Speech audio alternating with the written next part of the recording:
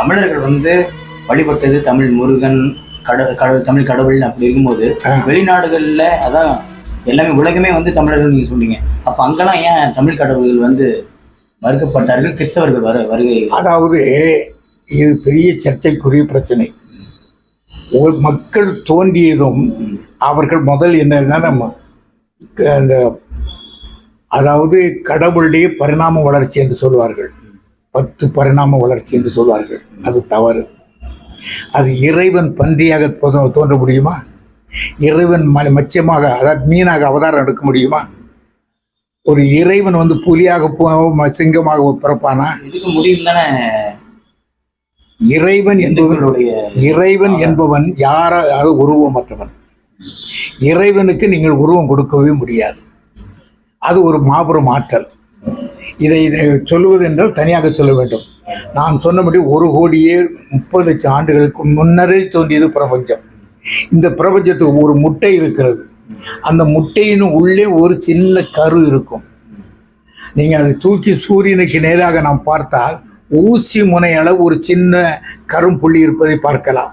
அது இருந்தால் அது கருமுட்டை, அது இல்லை என்றால் கூமுட்டை. கருமுட்டை குஞ்சியாக வளரும், என்ன இந்த கூமுட்டை குஞ்சு பொரிக்காது. அதுபோல் பிரபஞ்சத்திற்குள் ஒரு மாபெரும் ஆற்றல் இருந்தது. புள்ளியை சுற்றி உள்ள வட்டம் போல் ஒரு சின்ன புள்ளி இருந்தது.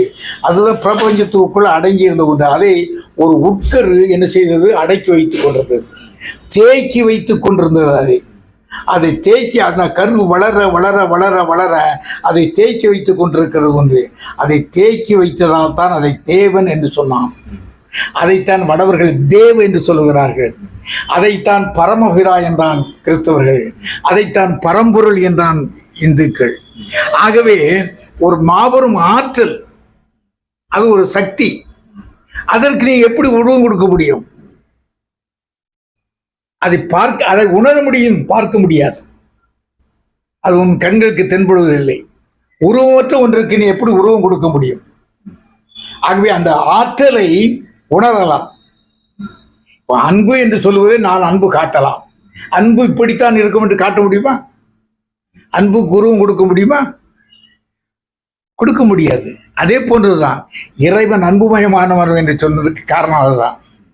அது உருவம் கொடுக்க முடியாது, உருவமே கிடையாது. உருவமற்றதான் வணங்கணும். ஆமாம்மா, உருவமற்றதான் இறைவன்.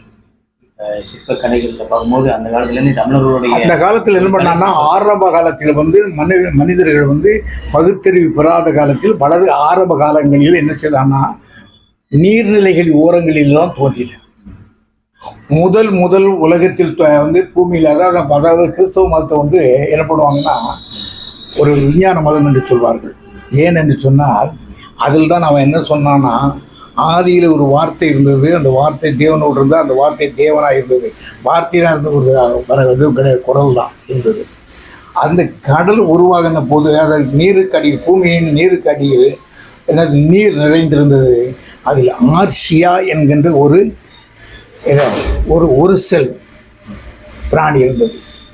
இந்த ஆர்சியா தான் இந்த உலகம் தோன்றுவதற்கே காரணமாகிற உயிரினம். இந்த ஆர்சியா வந்து அதனுடைய உணவு என்பது நீர். அந்த நீர்நிலை கொதிக்கும் நீரில் இருக்கின்ற அந்த நெருப்புகளை, அதை நெருப்பு மாதிரி இருக்கக்கூடிய அந்த நீர்களைத்தான் அது உண்ணும். அவ்வளோ பயங்கரமான அது இருந்தால் உலகத்தையே என்று அழித்துவிடும். ஆனால் பரிணாம வளர்ச்சியில் மாறி போய்விட்டது. அப்படி மாறி போனதுக்கு பின்னர் நீர்நிலை ஓரங்களில் தான் முதலில் மனிதர்கள் தோன்றினார்கள், ஜீவராசிகள் தோன்றியது, உயிரினங்கள் எல்லாமே அங்கே தான் தோன்றியது. அப்படி தோன்றியவர்கள் இடி, மின்னல், காற்று, பூகம்பம் இவைகளை பார்த்து பயந்து அந்த நீர்நிலைகளை விட்டு வெளியே வருவதற்கு பயப்பட்டான். அப்போ அவன் இடி மின்னல்களை பார்த்து வணங்கினான், பயந்து வணங்கினான்.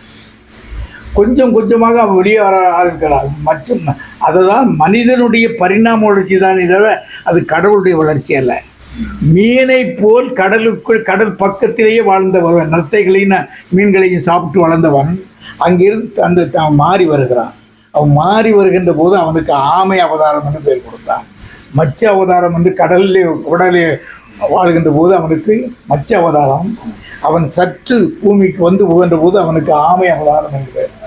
இன்றும் நீங்கள் கடலில் வாழ்கின்ற ஆமையும் நீரில் வாழக்கூடிய ஆமைகளையும் எடுத்துக்கொண்டால் அந்த ஆமைகளுடைய முன்னங்கால்களை பார்த்தால் கடல் நீரிலே வாழக்கூடிய ஆமைகளுடைய முன்னங்கால்களை பார்த்தால் துடுப்புகள் போன்று இருக்கும் நீர் நீந்துவதற்கு.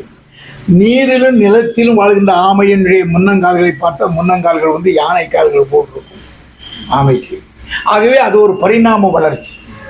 அதற்கு பின்னர் அவன் வந்து கொஞ்சம் பயம் நீங்கியது.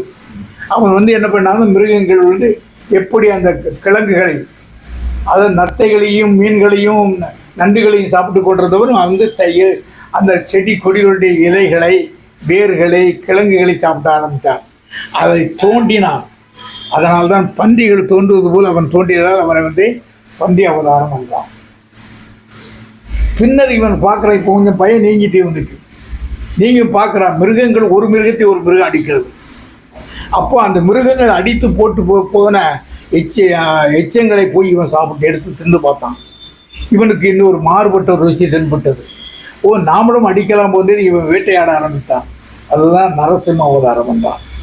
இப்படி மனிதனுடைய பரிணாம வளர்ச்சி தானே தவிர அது கடவுளுடைய அவதாரம் அல்ல. அதை ஒரு இனம் உங்களை அடிமையாக பண்ணுவதற்காக நீங்க கையாண்ட வழி. நீங்க ஒரு சாதாரணமாக இதை சொல்லிட்டீங்க. ஆனால் இது பெரிய வரலாறு, புராணங்கள்லாம் இப்படி பேசலையே. எந்த புராணங்கள்? மகாபாரதம் இருக்கு. அதுக்கு முன்னாடி எந்த புராணம் இன்னைக்கு நம்ம கையில் இருக்கு? எந்த நூல்? புராண நூல். புராணம் வரைக்கும் எதுங்க போனோம்? இல்லை, புராண நூல் என்று எது இருக்கு? நீயே கற்பனை செய்து கொண்டு புராண நூல்னு சொன்னால் அது என்ன?